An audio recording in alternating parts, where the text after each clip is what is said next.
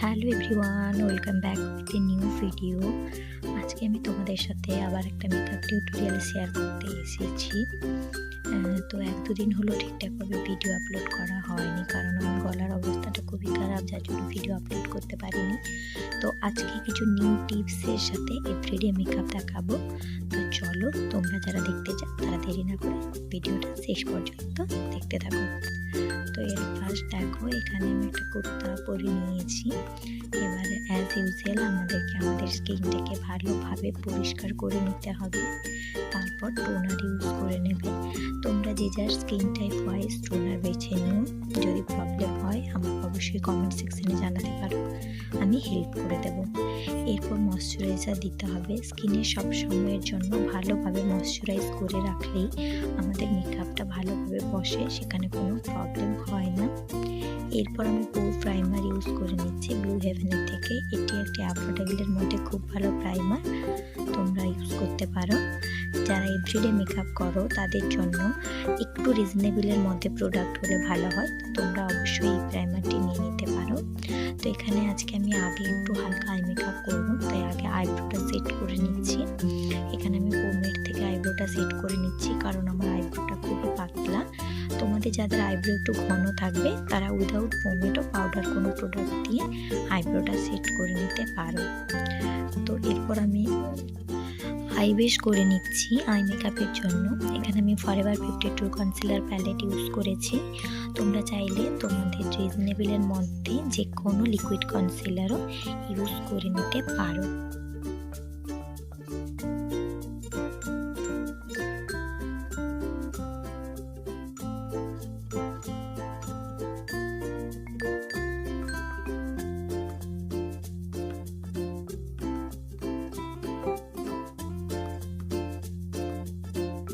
তো আই বেসটা ভালোভাবে ব্লেন্ড করে নেওয়ার পরে আমার স্কিনে থাকা কিছু কিছু ইমপারফেকশনগুলোকে আমি পারফেক্ট করে নিচ্ছি সেম প্যালেটে থাকা একটা ডার্ক শেড দিয়ে।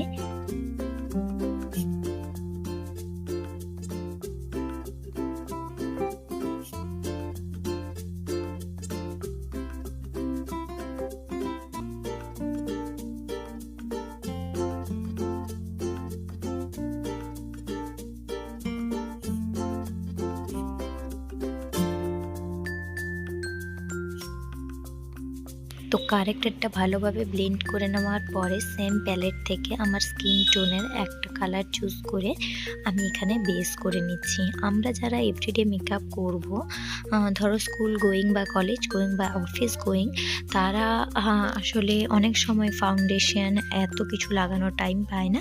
তো তোমরা এই প্যালেটটা থেকেই সব রকমের কাজ একই সাথে করে নিতে পারো। তবে একটা কথা মাথায় রেখো, সব সময়ের জন্য মেকআপ করার ক্ষেত্রে আমাদের নেকটা অ্যাভয়েড করলে চলে না। মেকআপটাকে ভালোভাবে শেড করে নিচ্ছি আমি লুজ পাউডার দিয়ে। কেউ কিন্তু কম্প্যাক্ট দিয়ে মেকআপ শেড করো না। মেকআপ সেট করার জন্য সবসময় আমাদের লুজ পাউডারের প্রয়োজন হয়। এরপর একটু আই মেকআপ করে নিচ্ছি, এটা অপশনাল, চাইলে করতে পারো, আদারওয়াইজ নাও করতে পারো। কন্ট্রোল করে নিচ্ছি আমি, হালকা পরিমাণে ব্লাশারও লাগিয়ে নিচ্ছি।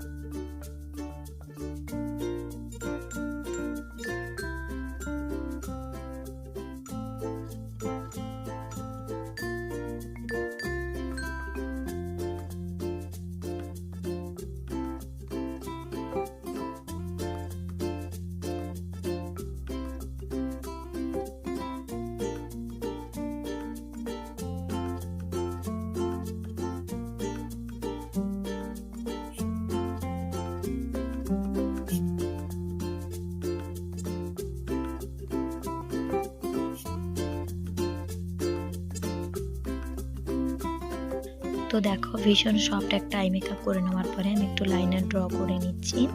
তোমরা যারা একটু পার্টিতে যাবে তো তারা এরকমভাবে লাইনার ড্র করে নিতে পারো। অফিস যাওয়ার জন্য আমরা সাধারণত এরকমভাবে আই মেকআপটা করি না, তো তারা আই মেকআপটা স্কিপও করতে পারো। আর যারা ভাবছো যে দিনের বেলা পার্টি আছে, বিয়ে বাড়ি আছে, তো সেক্ষেত্রে তোমরা একটু লাইনার ড্র করে নিতে পারো, তাতে তোমাদের মেকআপটা আর একটু এনহান্স হয়ে যাবে।